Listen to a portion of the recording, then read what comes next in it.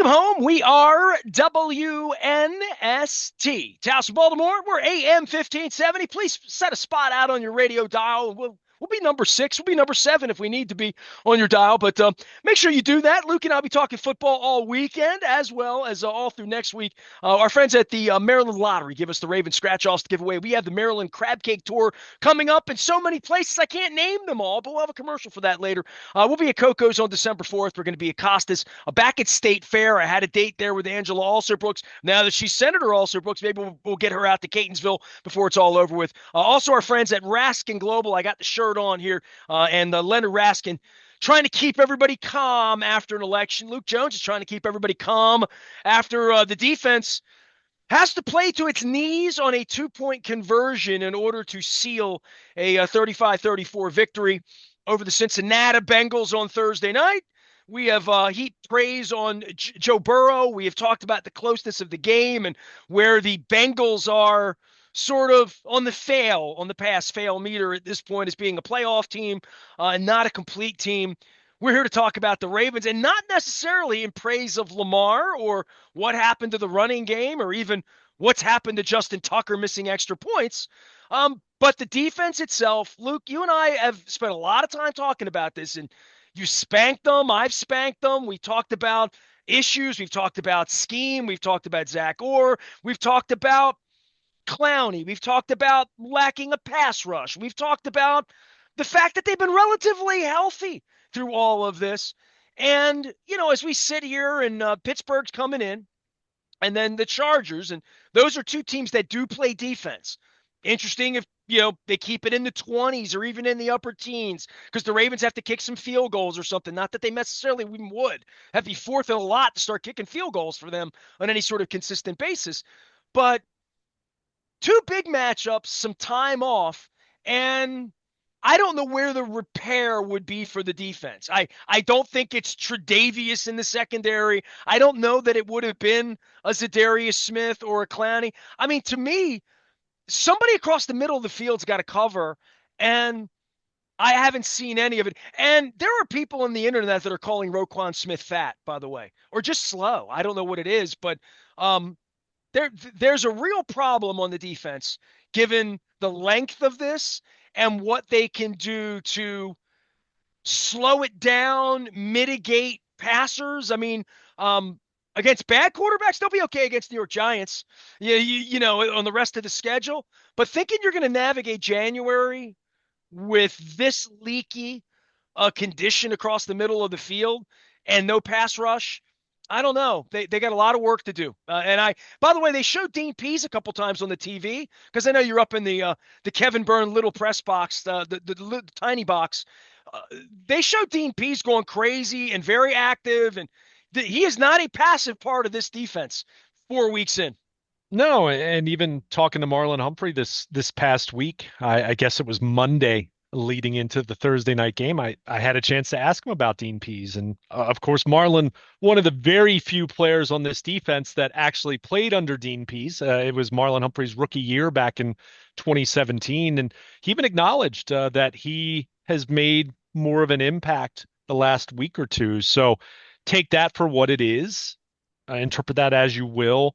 Don't think it means he's calling the defense. Let's be clear. I'm not suggesting a conspiracy, but I think it does lead you to believe that he's more heavily involved in what they're trying to do, game plan wise, and all that. You know what I mean? You bring him in. You don't bring him in to be a flower on the wall. I mean, I guess, well, right? I mean, good, but you need to start getting results. And I'm not. Let me be clear. I'm not blaming him individually, just in the same way that I haven't blamed Zach Orr individually. I mean, Marlon Humphrey now, after Thursday's game, and going back to Monday evening, talking to him outside the Ravens locker room as they were getting ready for this short week game, he seems to be very adamant that to try not to put this on coaching, to try not to say that this is a major scheme problem or anything like that. He has said repeatedly that when they're getting to games, they're not playing it and performing and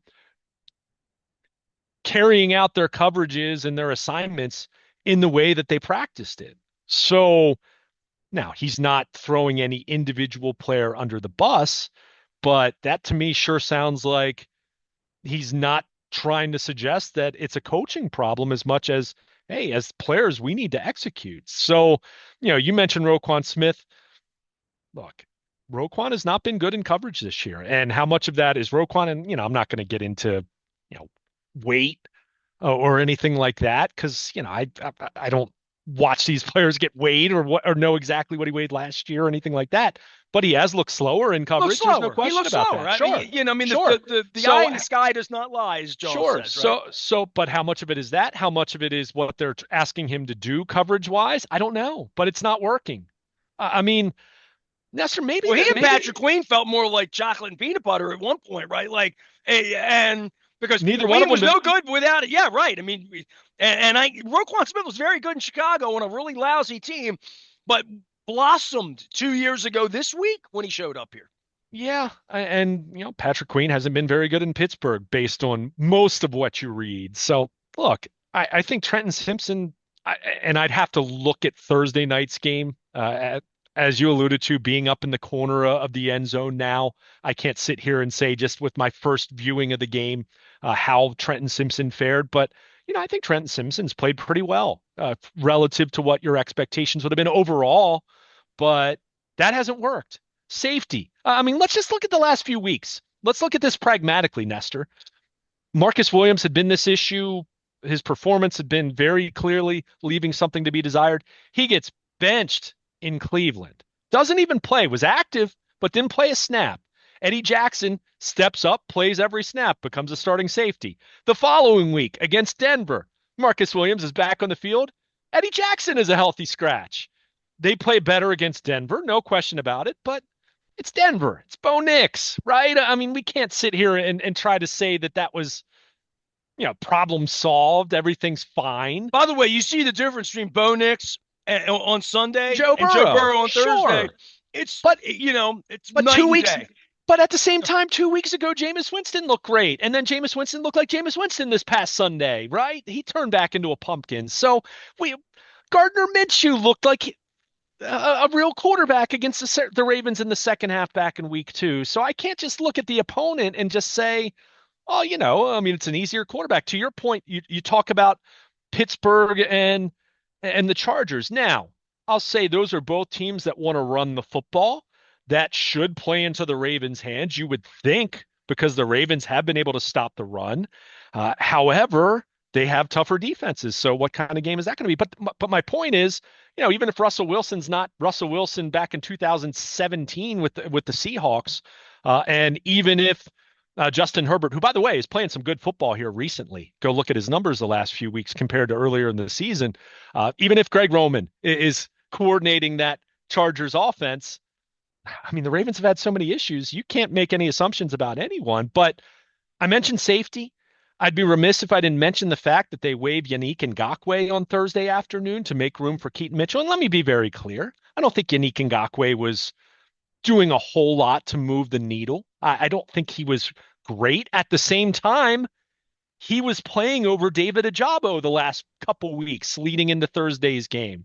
They were telling you that they preferred Yannick Ngakoue over David Ajabo. Now they did an about face, and David Ajabo played a good bit on Thursday night. Maybe some of that's a factor of just having some fresh legs on 4 days of rest and saying one guy will play one day, and the same thing with Mitchell being up as opposed to being down on Sunday.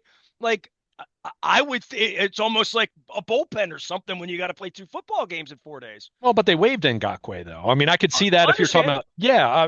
No, but my point is, but he lives here and didn't sign it anywhere else. And well, no. Right?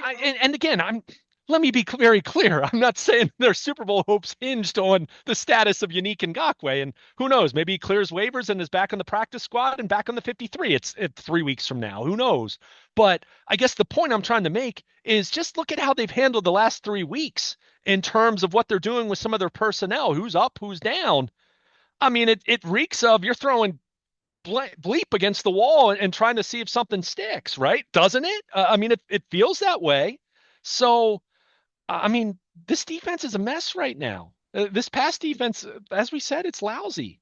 It's lousy. I mean, we can't keep trying to point to the schedule or, what happened against Dallas and Tampa Bay. Well, that was garbage time. And I mean, in its totality, go look at where their numbers are compared to the rest of the league. Or We've compared to the 26 years that came before it around here. Right, right. Like I said, I mean this pass defense is 1996-esque right now, and I don't need to tell you. I mean, you I saw that up watched a lot close. of film. I watched it I from ate a lot of afar. sandwiches in Right. Marvin's office that But year. like I said, if you look at the history of the Ravens in years where they've had bad defense, and more specifically bad pass defense, because their run defense, I mean, they've had some years where maybe they didn't stop the run particularly well. But generally speaking, when they've struggled defensively, it's been defending the pass. But most of those years that stand out in saying that they can't defend the pass, it's because they lost a Chris McAllister, or they lost a Samari Roll, or they lost a Jimmy Smith, or they lost Marcus Peters, right before the season started back in 21. I mean, you look at those years and you'd say the secondary was ravaged by injuries. The secondary's healthy until the Hamilton injury on Thursday night. And fortunately, it looks like that's not going to be super serious. I mean, that doesn't mean he won't, it doesn't mean he's going to be on the field against Pittsburgh. But when he went down in real time, I mean, you're feeling an Achilles or something like Oh, that. I mean, it it was looked like he scary got looking. shot. Yeah, it Right, did. right. It looked, It looked like classically bad, and then you're following Dr. Chow and trying yeah. to figure out what's going on. But So they may have fortunately, dodged a bullet on that. yeah, I mean, it looks like they did. I mean, and the fact that he was on the sideline, albeit in a walking boot, but if that was something where they thought this was a multi-week serious ankle sprain, I don't think they would have had him standing on the sideline. I think he would have Dude, been they're getting 7 and treatment. 3, and for me, like whoever's healthy and playing on January the blank whatever Sure. whenever that game is, they need Kyle Hamilton out there in Oh, the no same question. way that they need some version of Derrick Henry that isn't a 30 something that's playing game 19. Same thing with Ronnie Stanley. Same thing with Mark Andrews. Who, they're senior citizens. Marlon Humphrey. Yeah, their senior citizens need we're in the midway point here. They get this little mini bye. Everybody's sore. Everybody's banged up a little bit, but they've positioned themselves nicely. Aside from fourth quarter meltdowns and aside from the kicker being unreliable, all of a sudden, and the defensive calls and the defensive productivity, they're 7 and 3. Yeah. They've got the best quarterback on earth. They have the best running game anybody's ever seen. And they have health right now. I mean, by and large, they're healthy. Overall. Yeah, Yeah. overall. I mean, again, So how do you fix the defense? Is it, right. that's But going to that's be the what 10-day question here before we that's see Russ fake. Well, and it's not a 10-day question. I mean, this is officially now, this is a 2-month question because we're roughly 2 months out from the start of the playoffs, right? I mean, the final game of the season will be, assuming they play what's that Sunday, would be January 4th, I think it would be something like that. Obviously they play the Christmas Day game, which is a Wednesday, so that's weird, but they'll have extra rest there.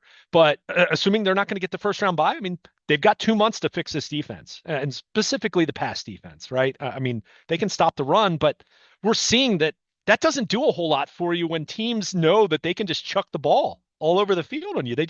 We've seen it. I've joked with you on multiple weeks now and saying these teams that still try to mix in some runs, I mean, they're wasting plays more often than not. So they've got to figure this out. And look, I wish I could sit here and say that I'm smart enough to know exactly what the problem is. And more specifically, not the problem, because the middle of the field's been the issue, right? Marcus Williams, is a 16, $17 million safety, whatever his, cap number is this year. I mean, it's the third highest cap number on the team. He's not playing anywhere close to that. This isn't a value concern. This is a liability. I mean, this is a guy who He's a guy too. Like the fans booed during the game, which I thought, booed the offense, which I was like, yeah. come I on, mean, the offense, especially. Come on now. sober Right. up, sober up. Yeah. Stop, sober up. You're not. I know you got Trump elected this week, but don't think you're entitled to like more than a 3 and out once in a while. You don't just go down and score points on every drive. That's not normal. But What? I would say for players that have been spotlighted around here, going back to Glenn Davis before Chris Davis, and guys that are given money, guys that are brought in on the outside, he sort of came under the radar, right? Like most people don't know who he is. They don't know what he sounds like, what he looks like. He hadn't played a whole lot. He's made a whole lot of money. Eric DeCosta hasn't had to answer a lot of questions about what the hell were you? How did he become Marcus? Who? How did he become the third highest player in the team? Like he hasn't been that good.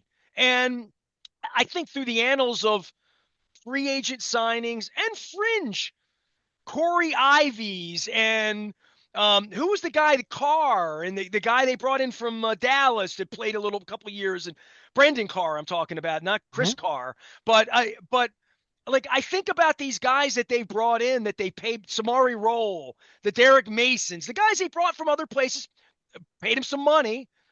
Earl Thomas, Marcus Williams is the top of the top of the top of any of that. All of in the history of the team, their top 3 to 5 players have always been Ray Lewis, John Ogden, Joe Flacco, guys they drafted, their own guys. They haven't been players on the free agent market, which sort of eliminates the need to pay guys in your top 5 on your own Right. team to import Roquan Smith. Now that was a trade and sign right in the middle of in the season. Really weird. But Marcus Williams getting all this money, even I was a little taken aback. Like signed the deal a couple years ago. He was hurt. You can't bitch at him when he's hurt, right? And they're winning. So they're winning. Yeah, okay, we don't need him on the field. They're doing okay. This kid Hamilton, he can play. He's a safety, so it sort of created this oxygen for him, for Marcus Williams.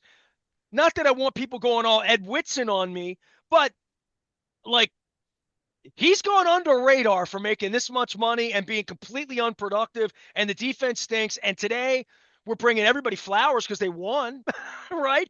Marcus Williams has gotten a free pass around here in a way that probably wouldn't in Philadelphia, or guys like me aren't even allowed to be in the media anymore to even meet these guys. So I don't even know what he sounds like, what he looks like. I mean, I'm not physical with him or any of the other young guys that never met Say Flowers. I don't know these guys. So I can say what I need to say on the outside. But Marcus Williams, from the fans' perspective of paid a lot, came in, was never really, nobody expected a lot out of him, I don't think. And here we are, and they're carrying the water for a big salary. And more than that, a bigger expectation, right? Like 2 weeks ago, they benched him. No speaking, nobody's speaking. There's clearly some air that's not good out in Owings Mills. Dean Pease is coming in. There's a lot of turmoil going on underneath of this 7-3 operation right now. Because I think deep down, DeCosta wakes up on Friday morning and says, "How are we going to navigate January like this? Same way you worried about the bullpen for the Orioles." Yeah, and let me be very clear, and I want to be fair to Marcus Williams. I didn't have any issue with his performance. I thought his first year I thought he played very well. He had the wrist injury back in like week 5, and then he was out 2 months with that. Came back, played well. I didn't have any concerns other than just availability, and he was someone who had been very durable in New Orleans. Last year, had the pec injury early on. Remember, initially there was fear that he was going to be done for the season. Came back, what, a month later, and had some issues tackling. There's no question about that. But from a coverage standpoint, still thought he played very well. Through 2 years, I would say value concern, sure, as a $70 million, 5 years, $70 million, that kind of safety, value concern, but still thought he had played at a high enough level when he had been on the field. This year has been a different story. He's been healthy, we think, but he's just looked a shell of himself in deep coverage and just not making plays and at times looking confused. And it's gone from value concern through the first 2 years, primarily driven by his lack of availability and injuries, to year 3 now being liability and just a concern about how he's played, period. And to the point where they benched him. And look, I think we all assumed there was a little more to that story than just performance, but performance had something to do with it, right? Maybe even if it was as simple, and this is pure conjecture, let me be very clear, but just saying maybe there's a scenario where they told him he was going to be a little more situational, maybe come off the field in some certain instances, and maybe he reacted poorly to that. Who knows? Guys do that sometimes. And then Maybe he that can, missed a meeting or something. maybe, who it could knows? be Who anything. knows? Yeah, sure. But the point is with that now in year 3, I mean, this is a problem. I mean, this is and look, let's not give Roquan Smith a pass. He hasn't been good enough this year. One of the things that I talked about a lot with you is value concern, off ball linebacker. paying them $100 million, a 5-year, $100 million contract. You better be elite in coverage. Roquan Smith has been nothing close to elite in coverage. He's been a problem in By coverage. the way, I So got to get you together with Chad Wiesling one day and just talk about value of off-ball linebackers and running backs, and because your mind does work in that Eric DeCosta way, as it should, right? Like so does there's always, mine, and let which me is be, which sort of like we have 100% of a pie. How much of that pie? Hey, look, Brian Billick, our partner here on behalf of Living Classrooms Foundation, once said to Ed Reed, Hall of Famer Ed Reed, Ed, you're safety.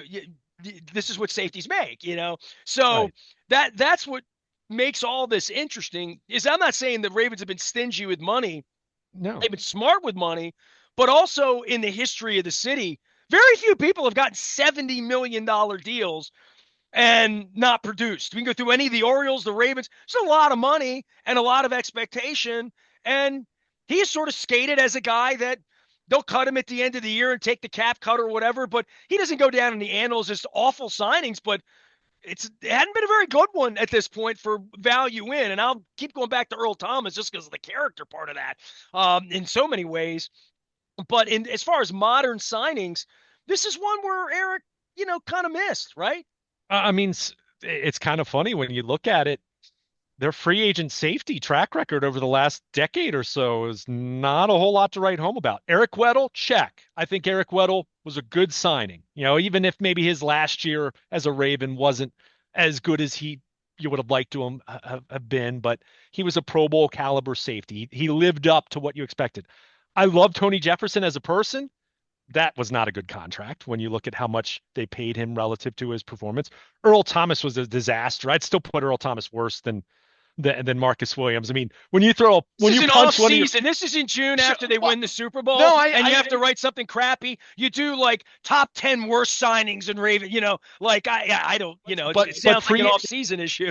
But it sounds kind of crazy because you talk about the fact that they drafted maybe the greatest safety in the history of the National Football League in Ed Reed. Kyle Hamilton is well on his way to being a multi-time All-Pro, Pro Bowl caliber, maybe a Hall of Famer if he does this for a Is this where decade. you talk about But that guy Brooks and the Elam kid, and we there've been some safeties uh, around here. and look, I mean, everyone has some whiffs in the draft, but a free agent like that's supposed to be a known. You're paying for a known commodity or what you think is a known commodity, and I mean this Marcus Williams deal has really turned in an unfavorable manner, to put it kindly. And even more so if Humphrey gets hurt and he's got a big number. Roquan's got this big number. They paid Matabike. And by the way, Matabike, a big applause on Good Thursday to see. night, right? Good to Like see. No he showed question. up, right?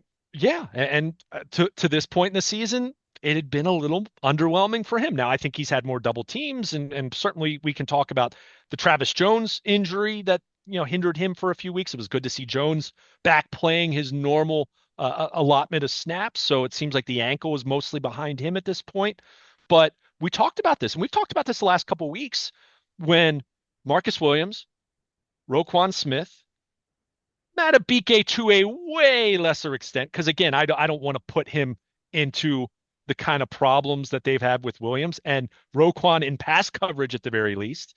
But you're talking about two of your highest paid players on defense right there. Marlon Humphrey, I think, has played very good football overall this year compared to where he'd been the last couple of years with the injuries or maybe not being at his best. I think he's been one of their very best players defensively. And again, for all the hand wringing about the defense, and understandable and deserved hand wringing about this defense, Marlon Humphrey's forced fumble absolutely was the turning point. I mean, Lamar Jackson went out of his way to say that even. So they the value concern that many people had for Marlon Humphrey going into the year hasn't really been one, because he's played at a Pro Bowl level. But they're not getting that from Marcus Williams, and they're not getting it from Roquan Smith. And it's just been the middle of the field in general has just been such a problem for them. So it's not just those two. Let me be very clear. There are more guys that are part of that equation. And I'm not giving the coaching a free pass either by any stretch of the imagination, but man, they've got to get this fixed. I mean, you're talking about some of your highest paid players that are supposed to be solutions for these things, not part of the problem. These are supposed to be guys that are assets for you, guys that are moving the needle for you, guys that are above average, guys that aren't just guys. and they haven't been. So they've got to figure this out. And it's not just about Pittsburgh in 10 days. It's not just about the Chargers after that. I mean, this is about January because, like I said, this offense is great. This is a phenomenal offense. Lamar Jackson is playing phenomenal. He's playing the best football of his career, and he's coming off of an MVP season. He's been that great. They have so much balance. I mean, Tylan Wallace had a 100-yard receiving night and made the play. And I get it, the Bengals couldn't tackle on the sideline. I understand, but he still made a play, right? He still did that. I mean, they have guys all over the field, wide receivers, tight ends, running backs that make plays, uh, and it's all headlined by your transcendent generational on the verge of being a three-time MVP quarterback. Man, you don't want to waste that because your defense can't stop anyone, and that's what's so unsettling about what we saw Thursday night. That Lamar did what he did, and this offense did what it did, albeit after a really slow 2.5 quarters to start the game. But we saw them turn it on and just do the things that they do and the things they've done all year. But it still came down to a 2-point conversion at the end of the game. I mean, your defense, you got to find a way to be better, especially understanding the Bengals were not at full strength on Thursday night. So I wish I could sit here and say I'm smart enough to know, oh, do this and adjust this in coverage and play this coverage and cycle this. Maybe they'll find something in Tre'Davious White in some way, some capacity, helping this defense. I the Rams were very clearly on the verge of cutting him. That's how obvious that trade was. When you're talking about a future year 7th round pick swap, I mean, you don't get lower than that in terms of that's right up there with trading a player for cash considerations in baseball. I mean, that's what that is. So, we're not talking about a Tre'Davious White who's where he was 4 years ago, which was in the same space as Marlon Humphrey, quite frankly. But the injuries have just devastated him. But boy, I'm open to anything at this point as it pertains to figuring out this defense because Well, we're also starting to see that point in the season where you mentioned like a Calais Campbell or a Clowney, Van Noy, difference maker for periods of time. I think the older these guys get into this part of the year, even putting Roquan into that, moving him into that category because he plays a lot of plays and he runs at everything like a tank, right? Like this is where this 10 days off, this little mini buy, and they have a real buy coming up as well, that they're going to get some time, and then they play shotgun football around Christmas time. They're playing the really weird schedule in the middle of the week and playing a Saturday and a Wednesday and like all of that. But this little period of downtime to get their heads together and to evaluate this, and I guess this is where Dean Pease and quality control comes in and says, what can we do better? Be in better positioning, but they don't look fast. They don't look fast. It doesn't look as schematic as it looks, and there have been communication issues. It just looks like guys can run away from them a little bit, and they've identified places in the middle of the defense where there's nobody's going to be running, and especially when they can sweep people out and do different things. It's kind of like when Lamar takes advantage of that with the wheels, but defensively for me, the middle of the defense, there's not been a point. And part of this is you can't play like Ed Reed. You can't take guys' heads off anymore. sure. So the intimidation factor of you're going to break me in two when I come across the middle, Roquan Smith. No, you might break me in two, but you're going to get 15 yards. You're going to get it. You're going to get an envelope from the league later in the week. That's in the back of everybody's head, I think, as well, that wide receivers and tight ends have never had it so good in that way. Yeah, I mean, and in a general sense, I mean, every defense deals with that in this day and age. So, I mean, that's part of it. But I mean, they've got to figure this out. And I hear it. People will say, well, not every team has a Jamar Chase. Noted. I agree. But again, go down the list of teams they've played and you'll see some nondescript guys that have made plays against them and nondescript quarterbacks even making plays against them. I mean, it's unsettling knowing that, you know, Well, the any pass given rush isn't getting there, right? So a lot of this stuff is brought on by the fact that the pass rush Now, the other night, Matabike, fine, but they haven't had anything consistent in that way, the way they did last year. And you can feel the difference of last year's defense versus this year's defense. Just time. Quarterbacks have time.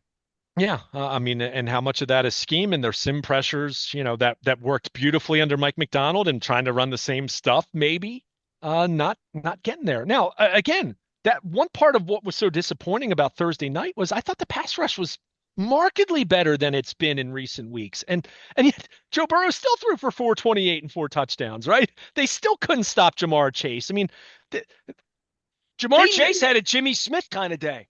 right, and again, it's funny you mentioned that because there that A game Jamal Lewis kind of day. that game had the 2000 Jacksonville. It had a little bit of that vibe to it.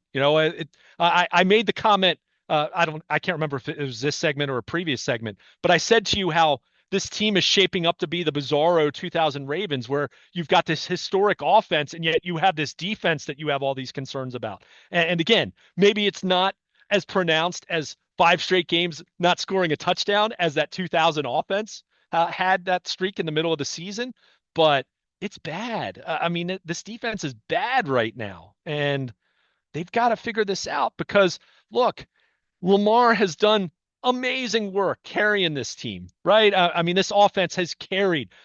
You've mentioned it in passing with Justin Tucker, but in general, the special teams haven't been very good this year either, right? They've had their breakdowns, and they've had their games where they've been okay, and Jordan Stout's had some great punts, and but coverage or penalties on coverage, things like that. I mean, they've had their issues there. So this offense is just all world, and it's been able to overcome and it's been able to carry them, but man, can they continue to do it to that degree when you get into January, knowing that you're going to play a good team every week? That's where I have concerns because I just don't want to see them waste it. Think about this. Even as recently as earlier this season, Nestor, and I'm not picking on you here specifically, but just in general, one of the narratives about Lamar Jackson, as far as the question marks, has been what? Can this offense come back when they're down multiple scores in the second half? They've now done it twice against the Cincinnati Bengals alone this year. So this offense, other than January, other than Mahomes, and there's nothing they can do about that until they get to that point. They're checking all those boxes in terms of erasing deficits and passing when they need to pass and all those different things. But and I just don't want to. That's why I don't want to see this ruined by a historically poor defense by Baltimore Ravens standards. That's what's so frustrating about this because it's like, my goodness, this offense is checking every box you can imagine, including the offensive line playing so much better than people feared it wouldn't have the ability to do at the beginning of the season. So for this defense to just look, I expected some drop off from Mike McDonald to Zach Orr. I expected the fact that they weren't as deep at some of these positions with Geno Stone walking out the door and Jadeveon Clowney walking out the door and Patrick Queen. I didn't expect them to be a triple crown winner in points, turnovers, and sacks like they were last year defensively. I didn't expect that. No one should have expected that. But to go from that standard to now this, which is unrecognizable by Ravens defensive standards, that's unsettling because Lamar, as phenomenal as he is, and maybe he can carry them to a Super Bowl doing it, what they're doing right now. Because let's face it, as much as we're complaining and whating about this defense right now, they are 7-3 and they've won 7 of 8 games, even with this defense. So maybe the joke's on us in dwelling on it so much. Maybe their offense, maybe their defense won't matter. Yeah, maybe they'll beat the Chiefs 41-38. Yeah, maybe they will. Right, and maybe they will. But if they don't, and it's not because of Lamar and the offense falling apart in January, as has been the case in the past, as was the case last January, where by and large the defense played more than well enough to win. If it's the opposite, where Lamar and this offense score 31 points, but they give up 34 points and lose that way in January, I mean, just think how maddening, how heartbreaking, how excruciating that's going to be if that happens. That's why they've got to figure this out. I've said it for weeks now. They don't need this pass defense to be great. They don't even need it to be good. Just don't be awful. Be decent. Be mediocre. Get to average or close to it. If you can do that, then I think Lamar in this offense is more than good enough. And I don't want to say good enough. It's great enough to overcome a mediocre pass defense. But I think you look in the history of the NFL, name me a team that won a Super Bowl that had a lousy pass defense. And I'd even say, even if statistically it wasn't very good, I would challenge and say they were way better in December and January at the very least. And, you probably throw the Chiefs of a few years ago into that category, probably. So, man, they've got to figure this out because I've got something so special on offense right now. I mean, that's where my frustration comes from. It's because this offense is everything you could possibly imagine it to be, short of just being Patrick Mahomes, I guess, right? I mean, that's the only thing you could say about Lamar, that he's not Patrick Mahomes. Everything else, I mean, he's playing such flawless, amazing, spectacular football. I don't have the superlatives for it at this point. That's how great he's been. That's how great this offense has been overall. So, man, defense, you got to figure this out. And as Marlon Humphrey said, I do think it's too talented defensively to be this bad.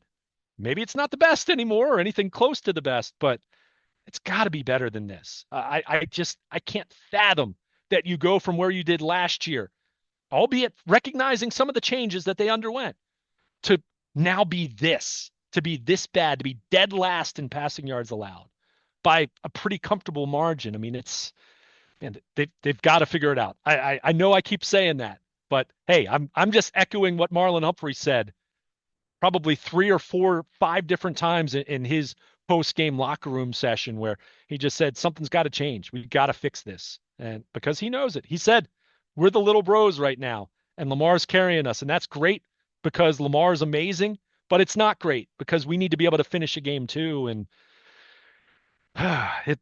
they've got work to do, and it's not just about this mini bye getting ready for Pittsburgh, although that's certainly the next up on a very important agenda as it pertains to the AFC North. It's nice being frustrated after they win. They're 7-3. They survived. They got time off. Luke and I have enough time here to discuss all these things and sit around on Sunday and watch football. We got baseball free agency. Hey, Tampa Bay's going to sign Juan Soto. Sure they are. I mean, the only thing more ridiculous than the election is the offseason of baseball and things people would talk about. But we're going to talk about it because we got hot stove baseball around here. I met Mr. Rubenstein this week. I'll tell my story about that. It's pretty much like that, pretty much. But we're going to do some Orioles around here next week as well. We have the Maryland Crab Cake Tour out on the road, brought to you by our friends at the Maryland Lottery. I have the Ravens scratch-offs to give away. Had a lucky batch in the beginning. I don't know what happened at Mama's on the half shell. You'll be hearing some of those conversations as we get into next week. Now that the election's over, Crab Cake Tours are out. We're going to be out eating crab cakes, eating more oysters, telling more stories, getting more feedback on all sorts of things, including this historic Ravens run of Lamar Jackson. He's Luke. I'm Nestor. We are WNST, AM 1570, Towson, Baltimore, and we never stop talking Baltimore positive.